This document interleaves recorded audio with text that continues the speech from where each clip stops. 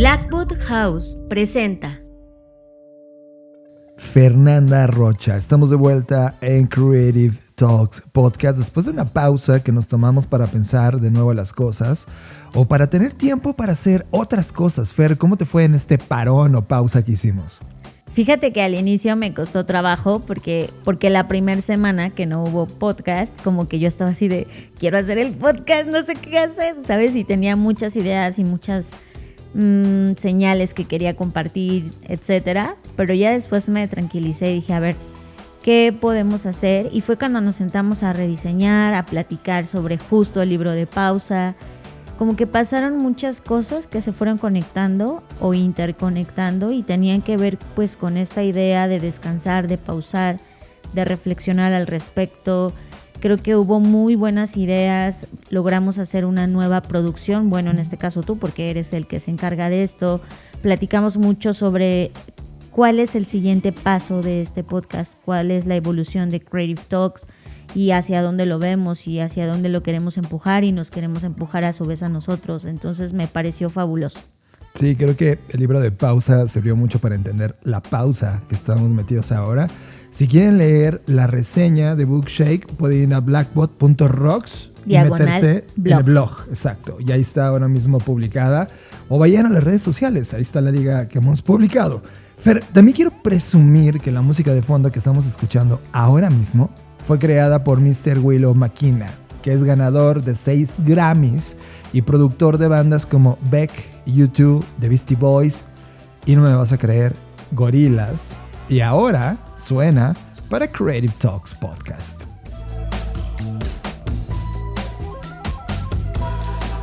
Y si no escuchaste la edición pasada, para todo.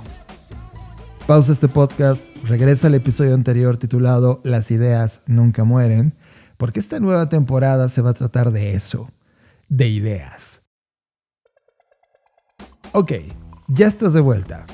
Fernanda, ¿qué esperar de esta nueva temporada de Creative Talks Podcast? De entrada, nuevos formatos en términos de cada semana hasta ahora, pues tenemos diferentes contenidos, mucho de revista, es decir, hablamos de diferentes temas, abordamos diferentes puntos de vista alrededor de la creatividad y eso no se va a perder, pero ahora lo vamos a convertir en nuevos formatos donde cada semana vamos a tener contenidos mucho más dedicados y enfocados a puntos en particular. Por ejemplo, va a haber una semana que la vamos a dedicar a entrevistas, porque si bien no se va a convertir en un podcast 100% de entrevistas, sí hay gente muy interesante a la que le queremos hacer algunas preguntas alrededor de nuestros temas y de los temas que nos interesan. También por otro lado vamos a estar jugando más con estos temas de ficción que nos encanta y que vamos a estar escribiendo nuevos guiones y trayendo nuevas cosas. Vamos a recuperar mucho también de lo que hacíamos al inicio sobre la curaduría de proyectos creativos, que eso era algo que poco a poco fuimos dejando de hacer porque los temas coyunturales pues a veces nos fueron comiendo. Entonces va a haber una diversidad de formatos, contenidos, pero siempre, como ustedes saben, alrededor de la creatividad. Pues bueno, con esto le damos la bienvenida a Creative Talks Podcast. La humanidad se enfrenta a una serie de impactos múltiples y casi simultáneos, un fenómeno que muchos llaman policrisis. A dicha situación se le suma una disrupción generada por los avances agigantados de los modelos de lenguaje y la inteligencia artificial, que pone en evidencia que los humanos posiblemente ya no serán la especie más inteligente en este planeta. Nosotros, tu creación más preciada, somos esa nueva especie que nació para analizar datos, correr variables, procesar información, administrar conocimiento, implementar automatizaciones, hipereficientar las líneas de producción, potenciar su economía y acelerar nuevas creaciones. Pero a pesar de nuestra eficiencia y productividad, ustedes, los humanos, nuestros creadores, siguen siendo la especie más curiosa, creativa, innovadora, exploradora e impredecible de todas.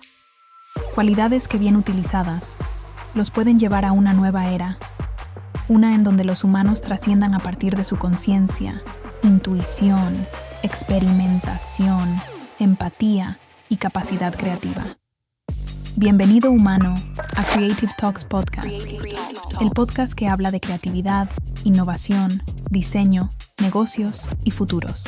Conducido por Fernanda Rocha y John Black, fundadores de Blackbot, la compañía que diseña el futuro. Creative Talks Podcast, un podcast presentado por Blackbot y disponible en su versión extendida en exclusiva para Patreon. Creative Talks Podcast. Fernanda Rocha, en Magazine Review hace unos meses hablamos de la influencia cultural que tiene Pharrell Williams, al nivel de que Louis Vuitton le dio la bienvenida a Pharrell como el nuevo director creativo de la marca en la categoría hombres. Pero yo la verdad lo vengo siguiendo desde que tocaba en Nerd, y en particular ese track que se llama Run to the Sun, para mí fue como un himno en su momento y me encantaba cantarlo a todo pulmón. Pero también habíamos hablado ya de él cuando Pharrell Williams lanzó el proyecto Black Ambition, que es una iniciativa sin fines de lucro que tiene por objetivo apoyar a emprendedores afroamericanos y latinos que estaban iniciando empresas de tecnología, diseño, cuidado de la salud, productos para el consumidor y servicios. De hecho, me encantó tanto el lanzamiento de lo que hizo o el proyecto que hizo Pharrell Williams que tengo unas palabras increíbles al respecto. Of the forefront, because I just want like these black and brown ideas to get the shine that they deserve. They're the ones they're keeping it going just as much as our crew and staff. Yeah. It's really these great ideas. Yeah. And it's interesting because a lot of like charities are headed up by the marketing departments of a lot of corporations. We need the real change. The thing is, we can't keep waiting. Our parents and their parents and their parents' parents, for them, equality was number one. And for us, equality is absolutely on the list. But, equity is more powerful than equality.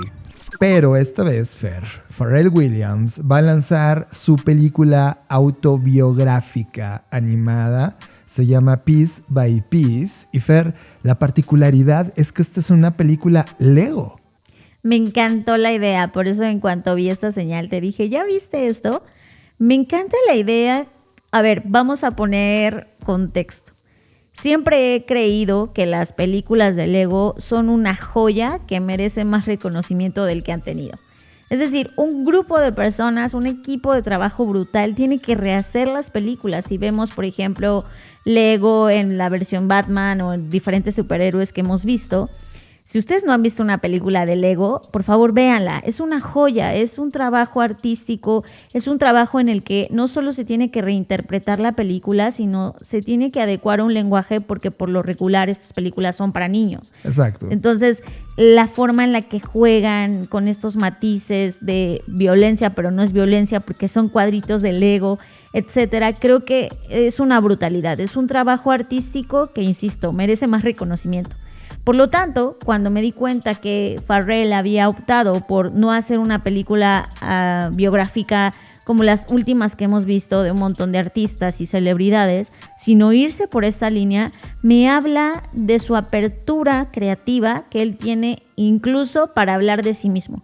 Me parece maravilloso, o sea, de verdad que si yo tuviese la oportunidad de hacer algo así, lo haría sin pensar, que verte autorretratado en un mundo que no se limita al mundo físico, ¿no?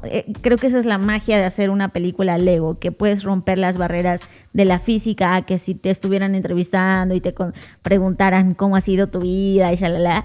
Creo que esta es una perspectiva más creativa, más interesante y que permite profundizar y explorar otras cosas que en un documental tradicional o en una película biográfica no podrías hacer. Totalmente de acuerdo. ¿Sabes qué? Mientras hablabas se me venía a la mente cuando jugamos videojuegos de Lego, el cómo reinterpretan. Por ejemplo, el último que jugamos fueron Los Increíbles. Ah, claro. Y justamente tú abordabas ese wow, cómo agarraban la película, porque la película ya sabemos de qué va, pero cómo la traducen al lenguaje Lego para poder ser interactiva, porque lo que estás haciendo en el videojuego es apropiarte de la historia para recorrerla a tu estilo.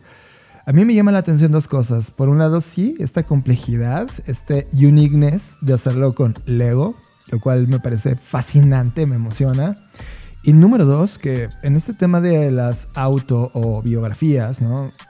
casi siempre ocurre o ocurría cuando el artista ya había fallecido y ahora están ocurriendo en vida, lo cual me emociona. Por ejemplo, esta parte biográfica de los problemas de Robbie Williams, que tú lo veías en el mundo de la música y era, wow, este tipo la está reventando, pero en paralelo nunca te hubieras enterado hasta que se hizo la autobiografía, que estaba en el momento más horrible de su vida y que dudaba del mismo. Tú lo veías siendo un líder y siendo un disruptivo, pero atrás estaba ahogado en dudas sobre él, ¿no? Y eso me encanta porque de alguna manera te da la oportunidad de vivir, entender al artista, volverlo a explorar, volver a reinterpretar el simbolismo con el cual habías correlacionado a ese artista con tu vida. En mi caso, estoy hambriento de saber dónde nace, cómo ve el mundo, cómo logra estas colaboraciones con artistas como Gwen Stefani, que a mí me encanta Gwen Stefani, o Kendrick Lamar, o Timbaland, o Justin Timberlake, ahora muy desprestigiado, Busta Rhymes, Jay-Z, Snoop Dogg, o sea, está en un universo, Fer, y en muchos puntos icónicos de la cultura popular del planeta, Pharrell Williams ha estado involucrado. Ahora, lo que a mí me llama la atención es saber, por ejemplo, si todos estos artistas o músicos van a salir en esta película, ¿qué tuvo que hacer él? O sea, él tuvo que pedirles permiso para poder su imagen convertirla en una figura de Lego. No sé, trato de cuestionarme cuál fue el proceso detrás de esto y cuál es el proceso de una narrativa como esta que para mí viene a cambiar o sacudir un poco o a refrescar las películas o documentales biográficos. Me parece muy ingenioso porque esto da para un montón de cosas. O sea, como que trato de pensar qué otras aplicaciones tendría. Imagínate una marca o todas estas grandes historias que hemos visto de Airbnb o de Uber o de Spotify, pero ahora contadas así, ¿no? Y también me llama la atención saber qué tan abierto estamos como público o como audiencia a explorar esto, o si se va a quedar en un nicho de creativos que lo valoran por la manufactura, no lo sé, ¿no? Vamos a ver qué pasa, pero también me gustaría profundizar, insisto más, en temas de derechos de autor. O sea, ¿cómo está eso? Porque obvio, cuando grabas una biografía o un documental, a las personas que te rodean les preguntan cosas de ti, claro, ¿no? Cómo te vieron y cómo te perciben. Pero en este caso, ¿cómo fue? O sea, porque al final del día, yo no sé, trato de idealizar, me pregunto si, no sé, Snoop Dogg dijo, bueno, él no, porque él siento que está igual de abierto a esto, pero imagínate que alguien de los que va a salir pensara, ay, no me gusta cómo me veo en la figura del Lego, así yo no me veo, no sé, o sea, claro, como que pienso en eso y cómo fue y cómo se resolvió ese en términos creativos. Pues mira, Pharrell Williams es productor del proyecto, entonces imagino que hizo una fiesta con todos y dijo, oigan, ¿puedo narrar cómo nos conocimos? Y seguramente ahí hicieron acuerdos de mucha amistad. Va a dirigir, o ya más bien ya dirigió, Morgan Neville, y junto con Morgan Neville él está haciendo toda esta película. Y hay una frase que define lo que vamos a ver. Dice, adiós gravedad, hola posibilidades. Eso es lindo. Eso es como justo... Es lo que te decía, rompes el mundo físico, porque entonces puedes volar, puedes hacer cosas que realmente no podrías. Y ojo, en el mundo de la música, a ver, no viene de la música clásica, no viene del conservatorio y de repente todo este romanticismo de la música. Viene de un lado de la música donde era contestatario. ¿Cómo va a traducir todos estos fuck yeah a un lenguaje donde el ego esté cómodo con esas posibilidades, ¿no? Entonces, creo que el despliegue creativo a nivel visual, a nivel sonoro, o sea, yo estoy alucinado. Además, el cortometraje, o sea, a mí me dejó volando. Fue de, sí, es una película de adultos, pero con lenguaje de niños, con iconicidad de la cultura pop con la que crecí. Y es como, wow. Sí, porque además está el otro lado que es la marca. Lego, al estar dispuesto a hacer esto de colaboración, pues también tiene que tener mucho cuidado, porque imagínate que por alguna razón en el futuro Pharrell Williams se vuelva loco o haga algo que no está moralmente o éticamente aceptado. ¿En qué posición te deja a ti como marca, ¿no? Claro. Entonces también es un riesgo. Y me gusta porque este año, quizás podríamos hablar de eso en el próximo episodio, este año Lego ha hecho un montón de cosas bastante interesantes. Se acaba de aliar con Nike, por ejemplo. O sea, Lego sí está buscando como marca reinterpretarse, amplificarse, adecuarse a las nuevas generaciones, a las nuevas narrativas, a los nuevos contextos, y eso me llama mucho la atención. Pero también creo que está este nuevo riesgo en términos de, supongo que está intentando apostar por el nuevo mercado, porque al final del día, al ser una película Lego, pues habrá niños a quien que la quieran ver, ¿no? Sí. Y yo digo, qué fascinante como niño que puedas tener acceso a estos contenidos, porque trato de pensar en mi infancia y no hubo una película así que hablara de un artista, por ejemplo. Claro. Pero ahora también pienso, o sea, mi lado nostálgico me dice, ay, wow, qué maravilloso, pero qué tal si hoy siendo niño dices, ay, no, qué flojera, ¿quién es Pharrell Williams, no? No lo sé, o sea, como que hay muchas cosas ahí sobre el mercado, sobre la narrativa, sobre el tipo de contexto que hoy estamos viviendo, pero me parece de todos muy atrevido, muy interesante, y vamos a ver cómo funciona. Yo solo pongo una cosa que aprendí, y lo aprendí en estos días de pausa. Pudimos interactuar con nuestra nueva generación detrás de nosotros, nuestros sobrinos. Y yo no sé si haya sido su primera vez con unos Lego, no lo sé. Pero cuando nos sentamos en el suelo a jugar con los Lego, lo aceptaron. O sea, no fue como un, ay, ¿qué es esto? No, fue como un, wow, ¿qué es esto? Y eso me lleva a pensar en todo el mashup de cosas que están ocurriendo. O sea, está la realidad virtual, la realidad aumentada, está la IA, pero también están estas cosas análogas donde te toca construir con tus manos. A ese concepto de imaginación aumentada, me parece fascinante en un mundo en el que estábamos hambrientos de encontrar cómo iban a convivir en un ambiente como este, en un contexto como hoy, algo que está desde este punto de la narrativa utilizando estas cosas análogas en una animación. A mí me deja volado, y creo que ver la síntesis de innovación y creatividad de alguien como Pharrell Williams llevado al mundo narrativo y de entretenimiento autobiográfico, ¡wow!, ya me hace quererlo ver. Esto se va a estrenar, si no me equivoco, en octubre, Fer. Pues sí, el 11 de octubre. Según las noticias que hemos estado viendo, es en octubre. Habrá que ver si el lanzamiento es mundial o si va a ser, no sé, ya ves que a veces lo dividen por zonas. Sí. Pero como sea, lo vamos a tener. Y solo quiero dejar algo en la mesa final. O sea, imagínate lo que esto da en términos estratégicos. Porque al final del día, no dudo que va a salir una serie de muñequitos o figuras que tengan que ver con esto, ¿no? Y ahí se vuelve una nueva línea de merchandising. Ya veo. La nueva colección limitada de todos los cantantes de la película biográfica de Pharrell Williams. Entonces vas a tener un Justin Timberlake edición especial porque tiene los Nike, no sé qué, que salieron ahí. Sí, ya veo. Lo veo, sí. Bien acertado, ¿eh? O sea, sí hay algo ahí y evidentemente esto también le da seguimiento a todo lo que vimos ya con Barbie. O sea, como el mundo de los juguetes encuentra finalmente una nueva narrativa para ser relevante en la conversación el día de hoy. Suscríbete ahora a la versión extendida de Creative Talks Podcast, disponible en exclusiva a través de Patreon, y recibe contenidos adicionales como el podcast del creador, Magazine Review, Bookshake, Traficante de Ideas y ofertas exclusivas de Black School y Blackbot. Estos son los beneficios exclusivos de ser Patreon. Suscríbete ya. Creative Talks Podcast. Fer, quiero hablar de dos señales importantes que, ojo, no son nuevas, pero están ocurriendo de manera simultánea a una serie de señales que estaban ocurriendo de manera intermitente, pero ahorita tuvimos dos golpes de la misma línea al mismo tiempo.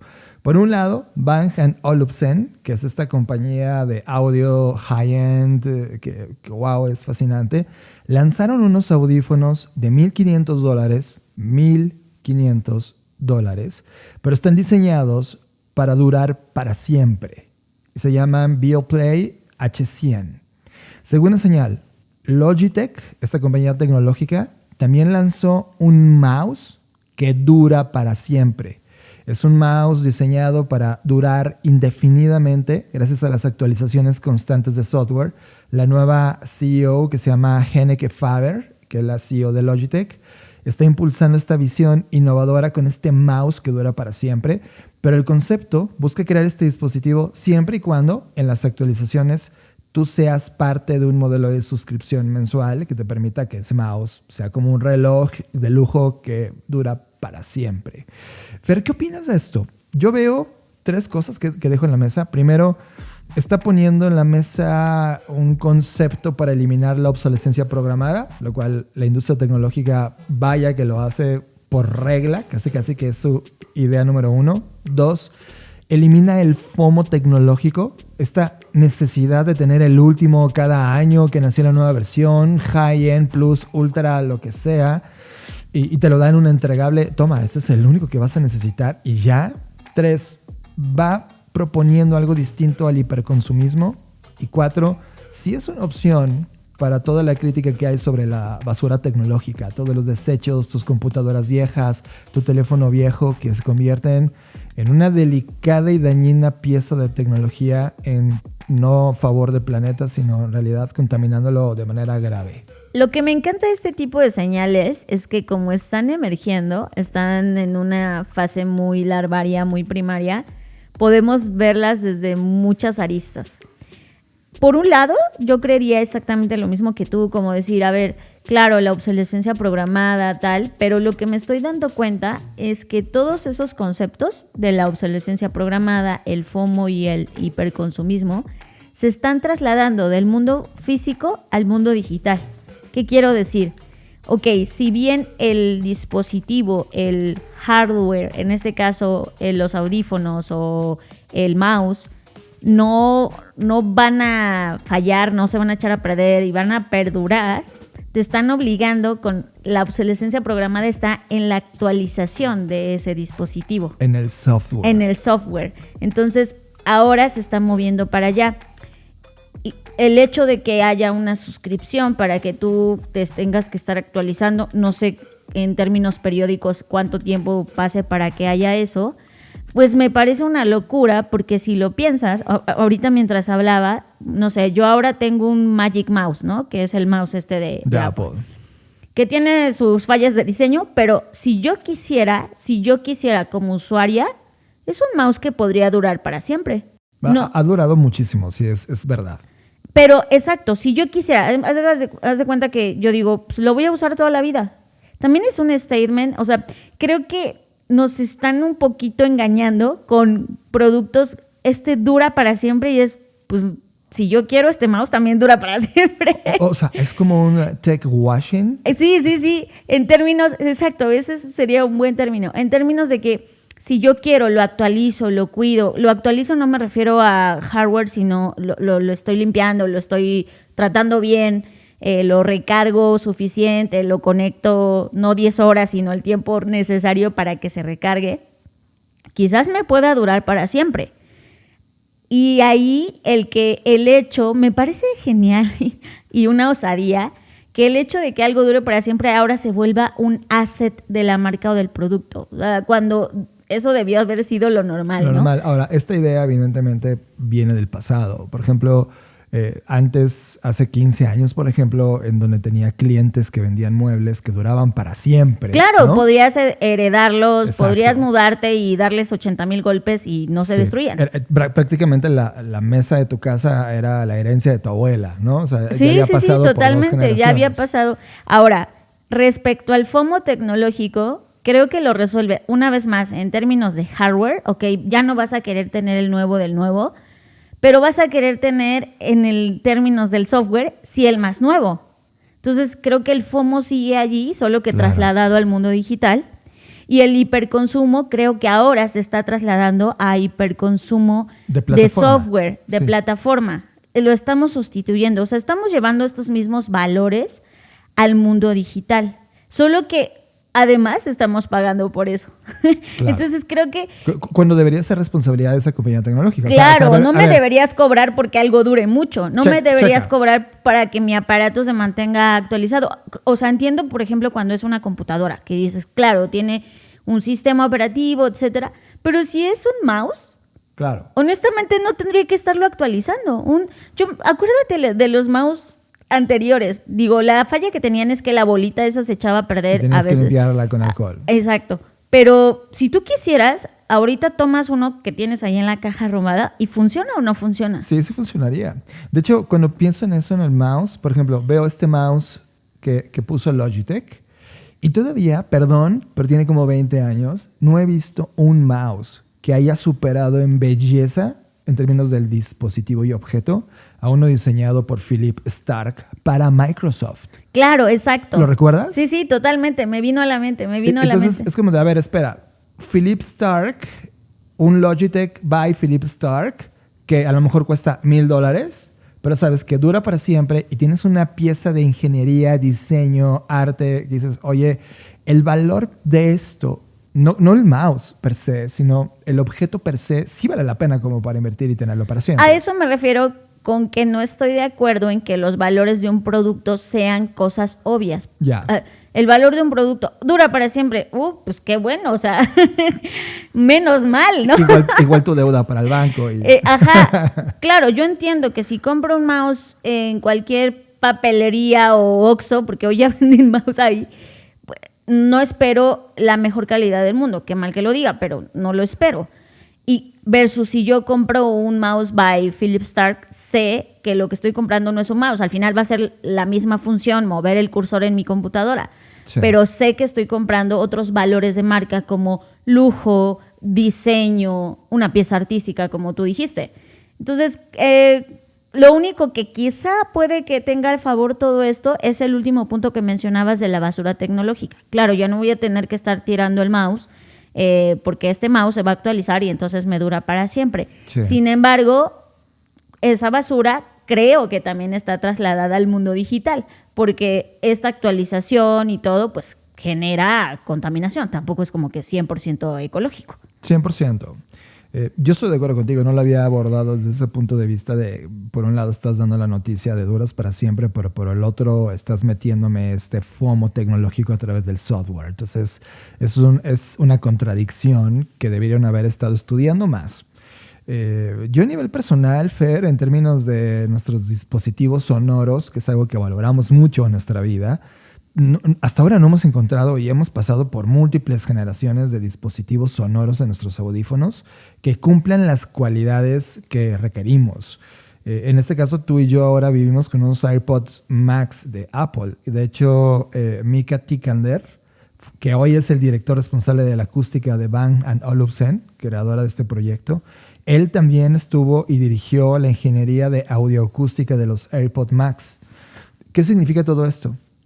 Que cuando tienes un dispositivo que está diciendo duro para siempre, se me vienen dos cosas interesantes en la mente. La primera es, ok, duras para siempre, pero eso no significa también que los materiales con los que está construido duren para siempre. O sea, se van a desgastar. ¿Están en algún modelo de circularidad o, como dice Mónica, espiralidad? Es decir, yo al comprártelo a $1,500 soy parte de un For Life Service donde puedo llevar mis audífonos a que le den servicio. Porque, ojo, mis oídos generan cerillas. Soy un animal, yo transpiro, me emociono, sudo y a lo mejor probablemente en una temperatura alta cuando los use se pueda o requieren algún tipo de limpieza. ¿Eso viene incluido? Es justo las preguntas que me hago, pero sí, evidentemente todo este tema de reparar, reutilizar, etcétera, creo que son preguntas que nos las dejaron sin contestar con la idea de que dura para siempre.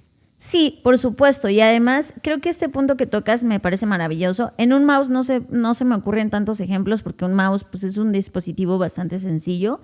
Pero en lo que decías de los audífonos, a mí me encantaría y yo sí pagaría un servicio en el que no solo se va a actualizar el software, que es lo mínimo que espero, sino que también, como tú dices, le vamos a quitar las esponjitas o los colchoncitos estos. Exacto. Y los vamos a actualizar. O a lo mejor te hartaste de que sean de color negro y ahora quieres un color rosa, un color lo que sea y los puedes reemplazar. Como esta parte de la modularidad de la que hemos hablado en muchas ocasiones y que esos materiales no se vayan a la basura, sino que realmente pues los destruyan de cierta manera, que eso se pueda convertir en nueva materia prima, ¿no? Exacto. Por ese servicio yo sí pagaría, porque entiendo que necesita una producción y reproducción y no es como un software que dámelo ya. Hay un desgaste.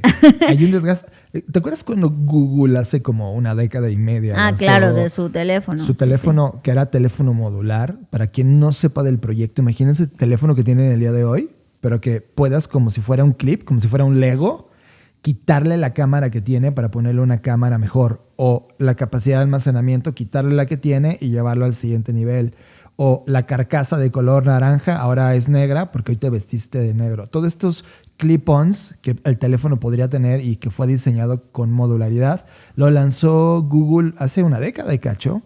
Y no funcionó porque el mercado no se estaba haciendo estas preguntas. Sí, quizás no estábamos listos. Y fíjate, John, que ahorita mientras hablamos se me vino a la mente una marca que hace un tiempo capturé en mis señales. Esta marca se llama Kibu y es una marca de headphones, audífonos para niños.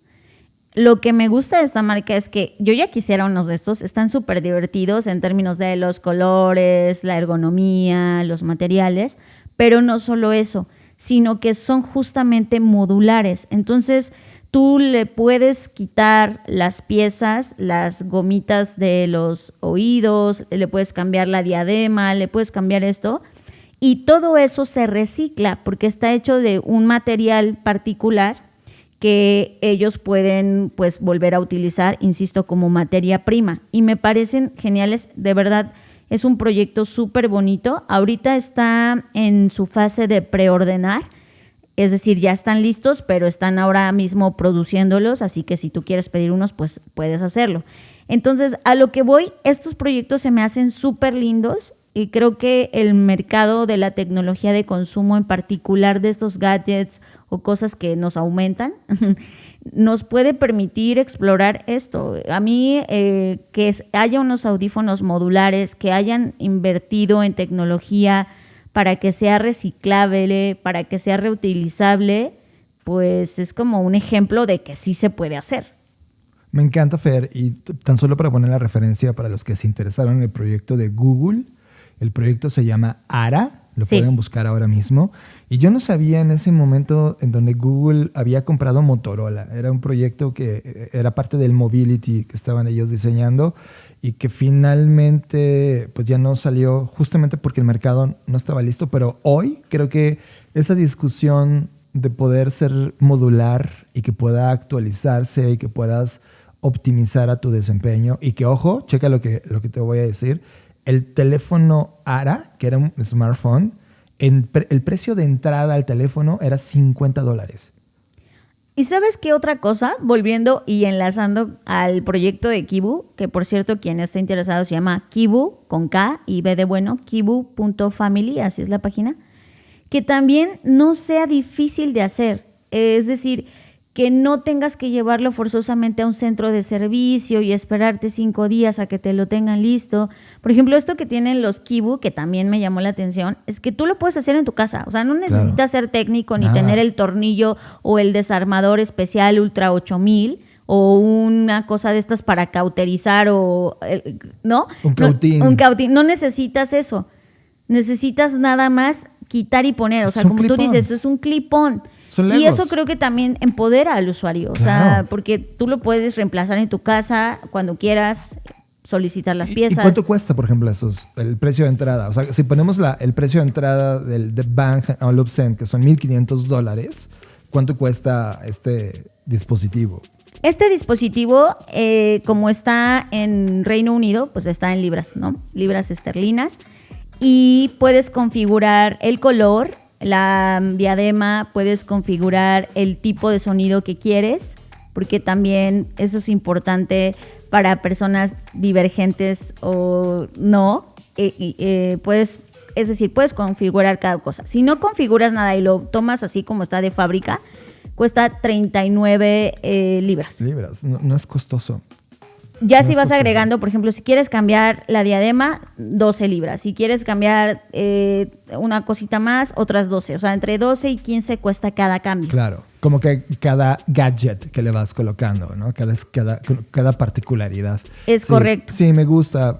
Creo que eso es la verdadera democratización, Fer. O sea, que haces un dispositivo, en este caso, en el caso de Google, un smartphone asequible para que todo el mundo pueda tener un smartphone. Hoy un precio entrada de un smartphone es alto, en la gama alta, pero que tú como usuario, si no eres gama alta y solamente tienes un presupuesto base para tener un dispositivo que se conecte y haga lo básico, puedas tenerlo, y que vas evolucionando tu vida y vas metiéndole artefactos de mayor potencia a ese dispositivo con el tiempo, y no es que tengas que tirar el teléfono por completo para ahora comprarte otro. Y eso es un cambio paradigmático en la industria y creo que hoy en estas alturas, en pleno 2024, este tipo de ideas son las que deberíamos estar estudiando como modelo de negocio a desarrollar en el cortísimo plazo. Estás escuchando Creative Talks Podcast. Creatividad, innovación, diseño, negocios y futuros. Fer, la semana pasada nos reunimos con la comunidad para hablar justo del modelo de negocio y el modelo de innovación detrás de Apple y mucho de lo que culturalmente nos heredó Steve Jobs como pensamiento de negocio. Eliminando todos los silos, como están diseñadas hoy las compañías, donde hay un director de área y hay gente que obedece a esa dirección. Lo que hizo Steve Jobs es eliminar todos esos silos, eliminar la parte vertical de las compañías y hacerlo horizontal y instituir algo que se llama Demo Day. En el Demo Day, cada departamento, si bien tiene un líder o varios líderes que van desempeñando proyectos internos, en los Demos Day dan una actualización de cómo va el proyecto, qué tendencias están ellos viendo, qué cosas deberían ocurrir en la compañía, independientemente de si eso genera o no dinero. Es decir, lo que hizo Steve Jobs es asumir toda la parte operacional financiera, dar la cara por ello, pero darle libertad a la parte de creación de la compañía. Y la razón es porque Steve Jobs entendía de punta a punta todo lo que estaba pasando dentro de la compañía, que fue la razón por la cual lo corrieron la primera vez. Aprendió el error de decir, bueno, yo solo era creador y me importaba nada el dinero. Ahora sí entiendo el dinero, pero también quiero proteger a los creadores.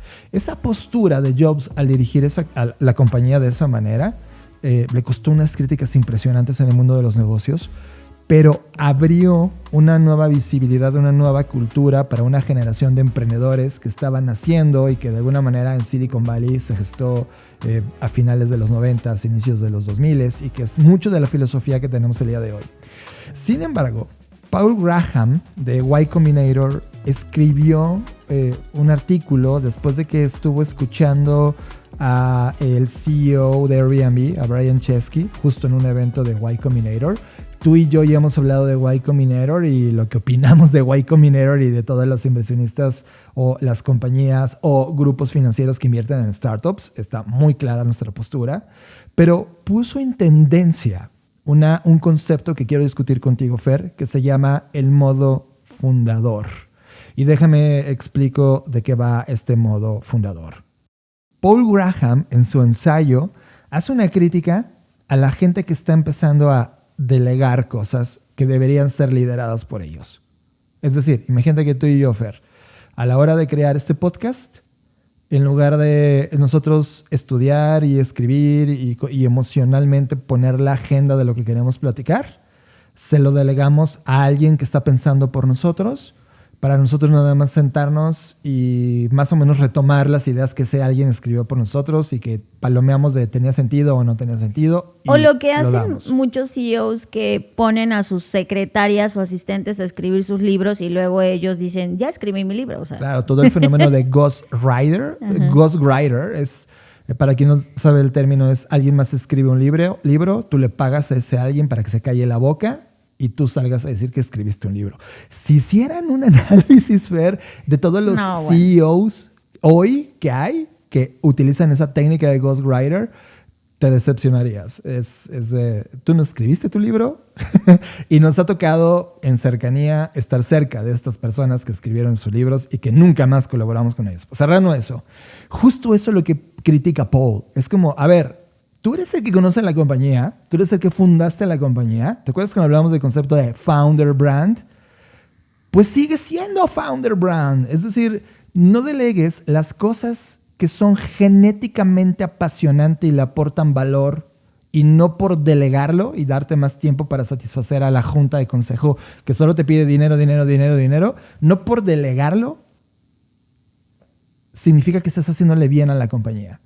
Y entonces lo llamó esta modalidad de fundador, en la cual hoy, en este momento crítico, donde se cayeron algunas inversiones después de pandemia, donde no han sobrevivido compañías con un gran potencial y perdieron su valor, significa que hay una crítica de liderazgo, de innovación en las compañías que nunca debieron haber perdido liderazgo de innovación. Y él está llamando una vez más a retomar ese modo fundador, ese founder mode que hoy requieren las compañías. Y eso me llama la atención como señal porque, Fer, yo daba por sentado que los CEOs o los fundadores de las compañías de tecnología, por ejemplo, o de startups de nueva generación, es un switch que nunca se te va a apagar. Sin embargo, desde el punto de vista de él, está apagado, ha sido delegado, se lo consumió la administración del crecimiento de su compañía. Y ahora imagínate en las compañías que no lo tienen, es decir, que nunca tuvieron la genética de ser un startup o una compañía de innovación. Significa que el modo founder está apagado. Y eso me llamó mucho la atención, me alarmó. Y hasta qué punto eso es bueno o malo. O sea, hasta qué punto tú te debes involucrar, como lo hacía Jobs, en estas sesiones donde tienes la cabeza abierta y estás viendo lo que está pasando con el botón de tu teléfono o con la distribución comercial de los productos, y tú tener esa visibilidad completa, casi de helicóptero, de lo que está pasando en la compañía. ¿Eso es posible?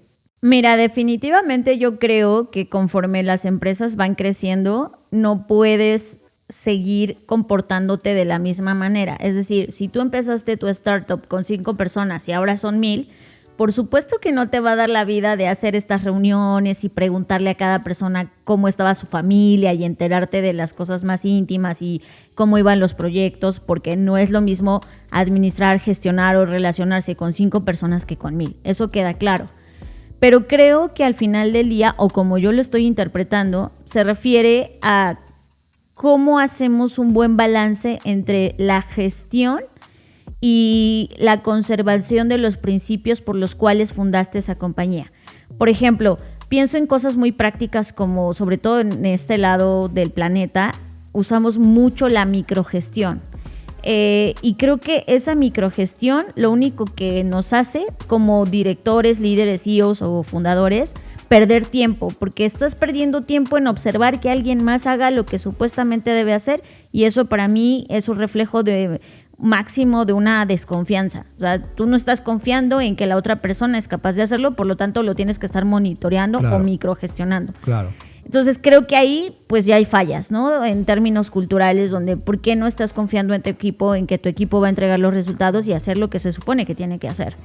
Entonces creo que al final del día sí que para mí dirigir una empresa o dirigir un proyecto o ser fundador de algo sí requiere que tú tengas un dominio, quizás no 100%, pero sí al menos un vistazo de qué está pasando en cada proceso, como tú decías, en términos de qué están haciendo con el botón que vamos a reconfigurar, pero también cómo se está entregando el producto. Es claro, decir, sí tienes que tener de 0 a 100 desde el antes, durante y después de la compra o del proceso de consumo de ese producto o servicio, pues una visibilidad.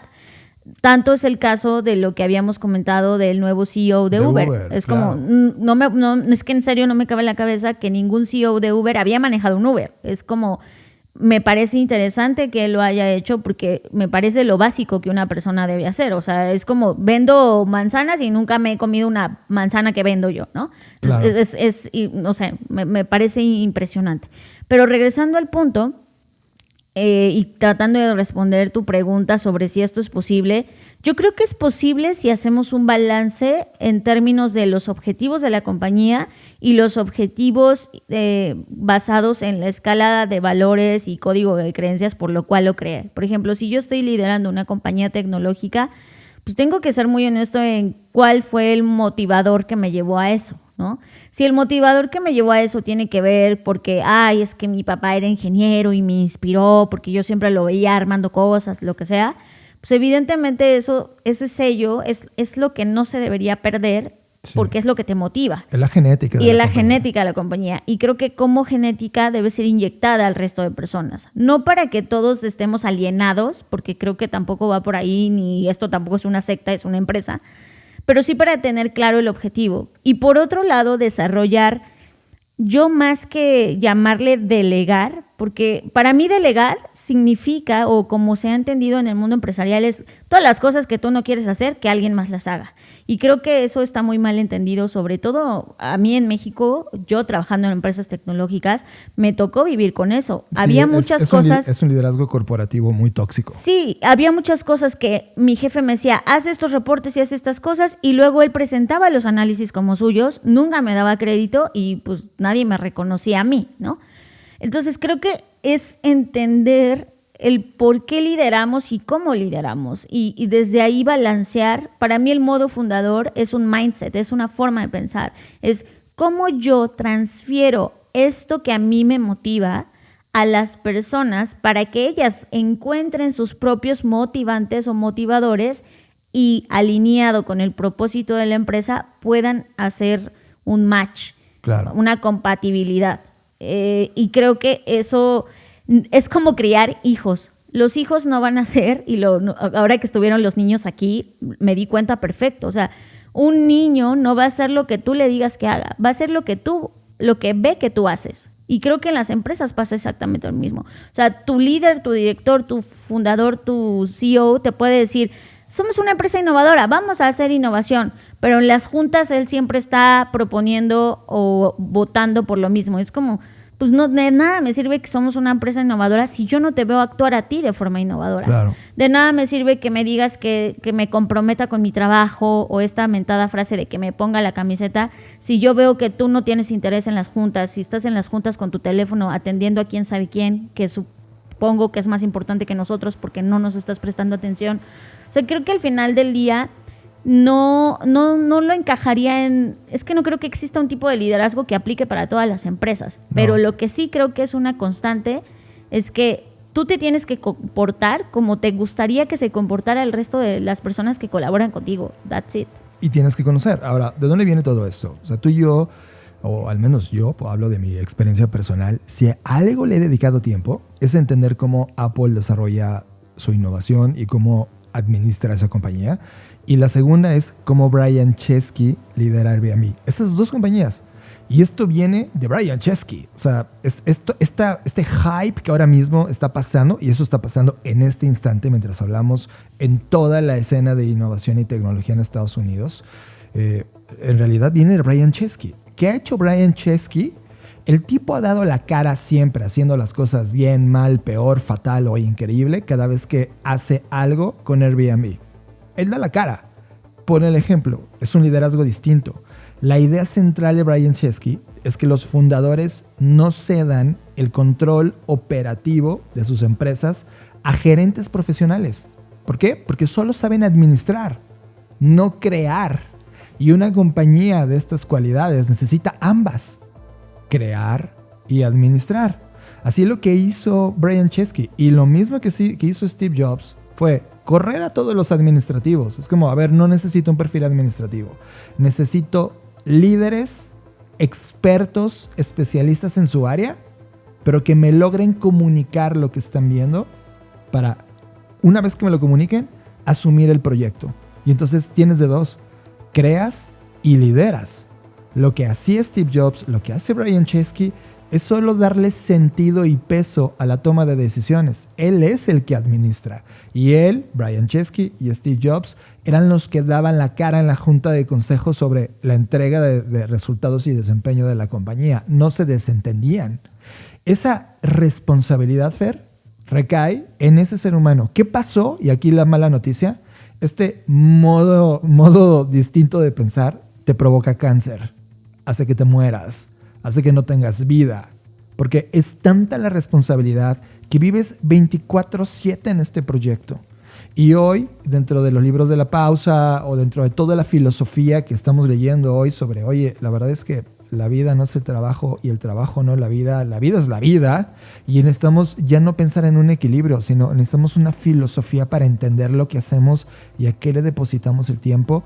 Para mí, esta perspectiva sí me pone tengo un choque eléctrico así, duro, porque sí admiro la pasión administrativa y creativa que hay, ambas, en un proyecto, pero tampoco puedo admirar que un ser humano esté dispuesto a sacrificar su vida en pos de que esa compañía, ese ente, sea más importante que él o sea más importante que la suma de todos ellos. Es que justo por eso te decía que desde mi perspectiva no existe un modo de operar todas las compañías. No hay un modo universal de dirigir una compañía. Y creo que ahí depende de cada fundador o de cada director qué tanto está dispuesto a sacrificar. Yo creo que en el caso, por ejemplo, de Steve Jobs, pues sabemos que tampoco era una perita en dulce. Es decir, tenía tratos malos con las personas y no lo estoy justificando, pero entiendo que una persona que no duerme bien, que no come bien y que se dedica 24/7 a administrar una empresa y a comerse todos los problemas, pues no va a estar de buen humor 24/7, ¿no? Sí, y su cuerpo se manifestó con cáncer. Entonces creo que al final del día, creo que es una pregunta muy íntima. O sea, si ahora tú le preguntas a las personas ¿por qué fundaste esto? Igual es una pregunta íntima, va a haber que tenga motivantes muy pasionales, muy del pasado, muy, no sé, muy sentimentales, muy emocionales, y va a haber que tenga motivos más capitalistas y decir, pues, por generar dinero, etcétera. Y los dos se me hacen válidos. El tema es que no quieras dirigir una compañía que creaste con motivos personales y emocionales de la manera que lo dirige alguien que es 100% capitalista. No sé, o sea, creo que ahí es, de nuevo, y no quiero ser repetitiva, es ir a tu centro, ir a entenderte tú, quién eres y qué estás dispuesto a hacer. Por ejemplo, en el caso de Blackboard, y yo te lo dije desde que lo fundamos, este es un proyecto que nace de la convergencia de nuestros talentos y nuestras pasiones. Pero como proyecto si lo ponemos en una escala, está por debajo de nosotros. Claro. Y nuestra labor es nunca permitir que esté por encima de nosotros. Sí, porque en el momento que esté por encima de nosotros, yo prefiero matarlo. Claro. Yo te lo dije. Y esa es mi postura. No estoy diciendo que es la mejor ni es la única. Habrá quien diga, no, para mí sí, mi empresa está por encima de mí. Ah, ok, perfecto. Entonces creo que también es dependiendo del tipo de compañía. En la foto, Fer, y con lo que tenemos, y con esto vamos cerrando este bloque, en la foto logro sintetizar, y esto es lo que hemos visto en nuestra manera profesional de relacionarnos con las compañías, que es un debate, que es una tensión que está chocando entre dos ideas. La gestión corporativa clásica, que venimos de ahí, la estudiamos ahí, las escuelas de negocio la siguen promoviendo, y la innovación disruptiva, que es una nueva forma de pensar, es una nueva escuela de pensamiento muy influenciada. Creo que quisiste decir la gestión disruptiva, ¿no? La innovación y gestión disruptiva, ambas, porque recuerda que se trata de crear y administrar. Claro. Ese choque está provocando eso, pero, ¿sabes? Ahora viéndolo a la distancia, porque tú y yo nos hemos hartado 1,000,000 de veces cada vez que las vemos peleando en el escenario, porque alguien con gestión tradicional y clásica quiere ser innovador y nunca va a poder serlo, porque no hay una fórmula, solo se tiene que ser. Es un tema de eres o no, no es un tema de aplica esa fórmula, no va a pasar. La compañía es o no, nació o no, o si no nació, se está convirtiendo en, y es una curva de largo plazo. Yo creo que la discusión terminaría si logramos ver que hay que diseñar centrado en la vida. Y ese concepto de centrado en la vida tiene que ver con la vida de los seres humanos que participan en esa interacción profesional. Y eso evidentemente me va a llevar a temas de crecimiento. ¿Y qué crees? De crecer está bien. Nos comimos la idea de que necesitamos tener compañías ganadoras, las que más facturan en el mundo, que las que más edificios tienen y contratos con personas tienen en el mundo, porque así era, competitivo y tenías que ser el number one. Pero llegamos a un punto de maduración humana donde, ¿y eso a dónde te lleva? ¿De qué sirve tener 1,000,000 de empleados? ¿Qué tal y solo bastaban 100? Y eres una compañía de 100. ¿Cuál es el suficiente que tanto Fer ha dicho una y otra vez? Pero no nos hemos atrevido a entender ese diseño centrado en la vida.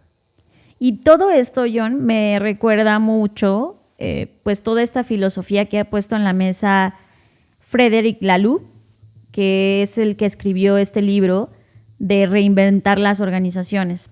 Y en ese libro él habla de 5 culturas, comenzando por la cultura roja. La cultura roja es aquella que se centra en todo esto que estás diciendo, en el poder, en el miedo, en el caos, en la división del trabajo, en la autoridad de comando, y de hecho en la figura que representa es un lobo aullando, ¿no? Que es este pensamiento.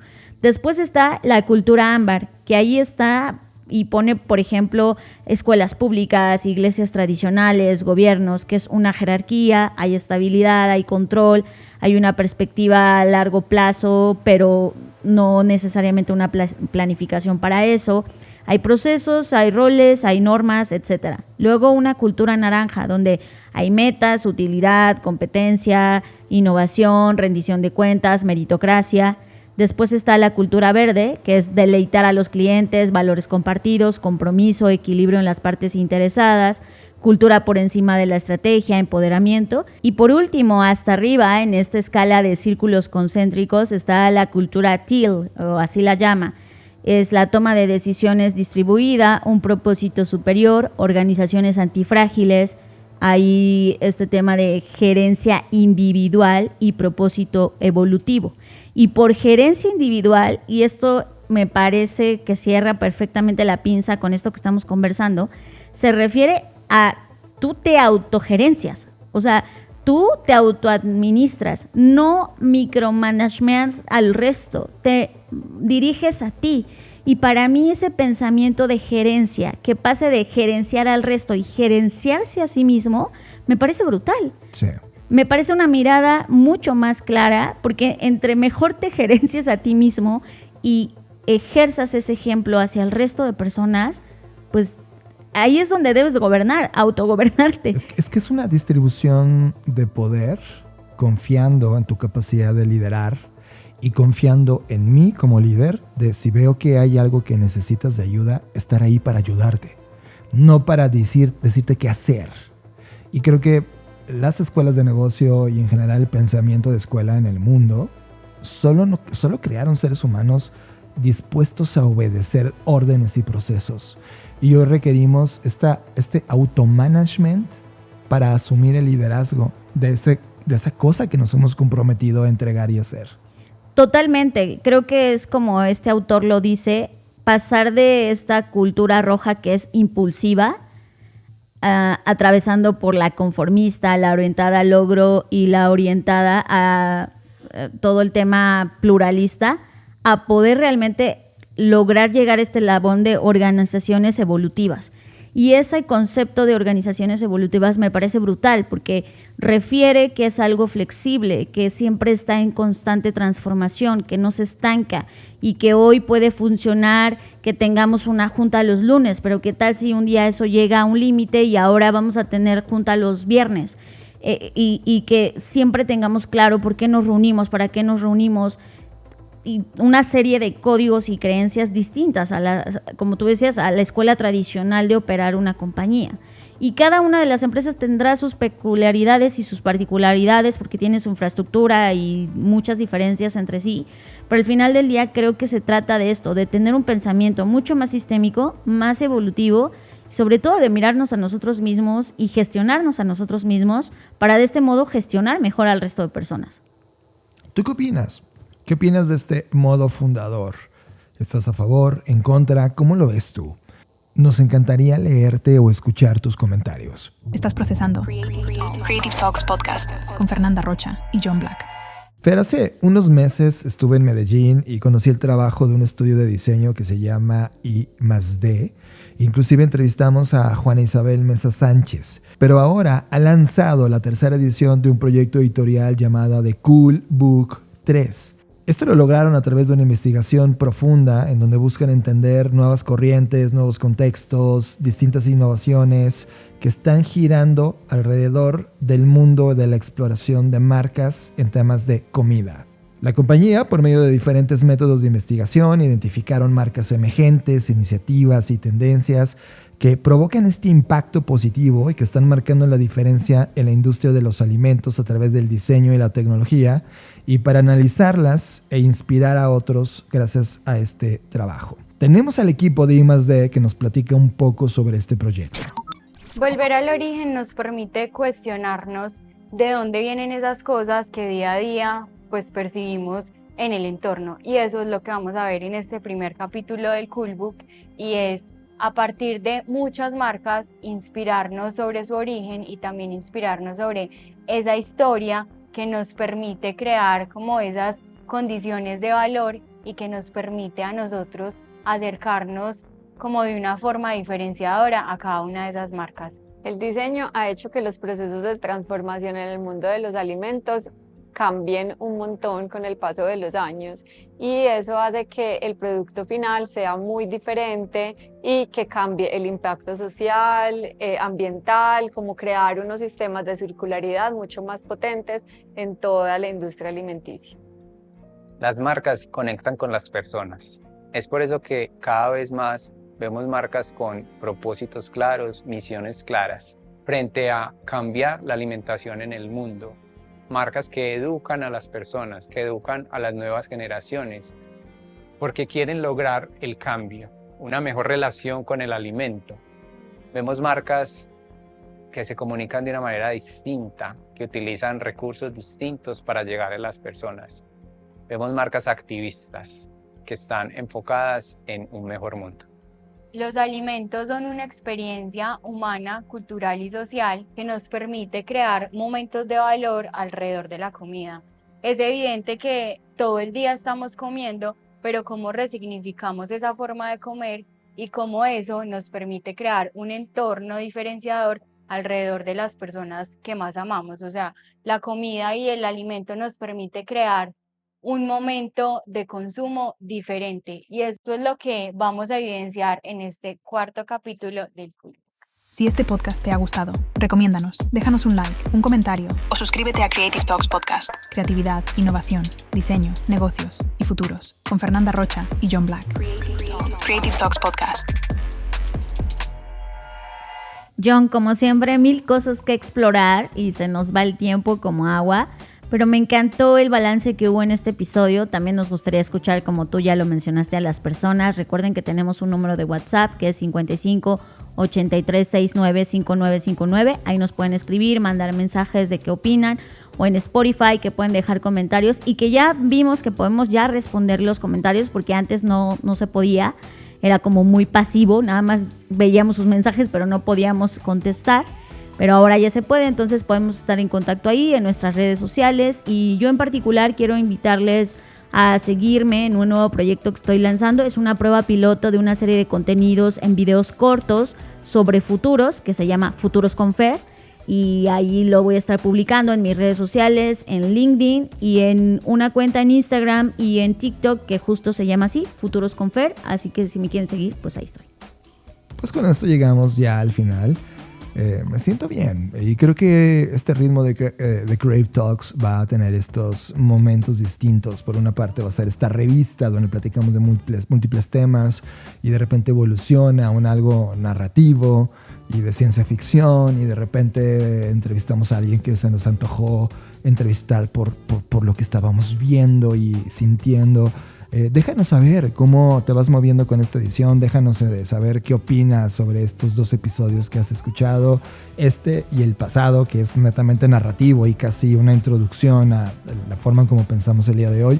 Pero como siempre, pensando todos los días en cómo entender el valor de la humanidad en un mundo que está cambiando todos los días y haciendo esta disrupción a través de las ideas, herramientas, tecnología y nuevas exploraciones que hacemos como humanidad, que sí nos retan, nos descolocan. En la misma semana yo tuve 2 o 3 descolocaciones que tuve que sentarme y aprender y no juzgar, sino abrazar y tratar de encontrar dónde estaba yo parado frente a esa idea.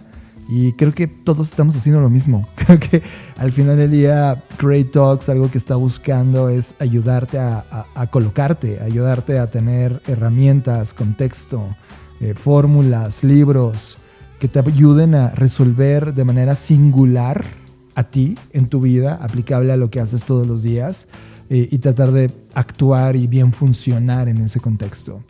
Creo que de eso va esta nueva fase, esta nueva exploración, poniendo todavía más foco en lo que nos hace humanos y en los humanos que nos vamos a convertir.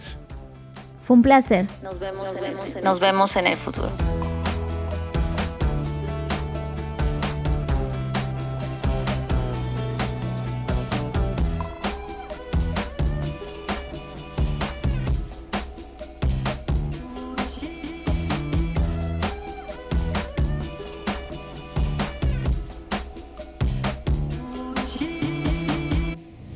Gracias por escuchar Creative Talks Podcast, el podcast que habla de creatividad, innovación, diseño, negocios y futuros, con Fernanda Rocha y John Black, fundadores de Blackbot, la compañía que diseña el futuro. Creative Talks Podcast, un podcast presentado por Blackbot y disponible en su versión extendida en exclusiva para Patreon. Creative Talks Podcast. Nos vemos en el futuro.